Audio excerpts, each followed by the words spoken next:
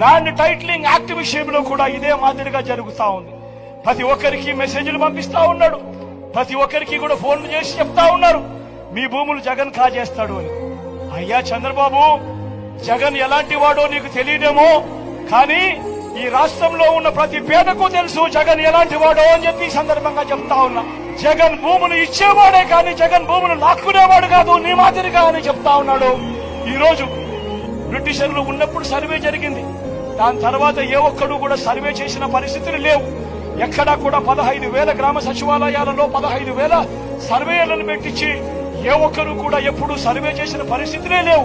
100 సంవత్సరాల కింద జరిగిన సర్వేను మళ్ళీ రీసర్వే ప్రతి గ్రామంలోనూ చేయించి వాళ్ళకే ఇచ్చే కార్యక్రమం జరుగుతా ఉంది అంటే ఇంత గొప్ప కార్యక్రమానికి చేతనైతే మద్దతు పలకాలి, కానీ దాని మీద కూడా లేనిపోని దుష్ప్రచారాలు ఇవాళ జరుగుతా ఉన్నాయి.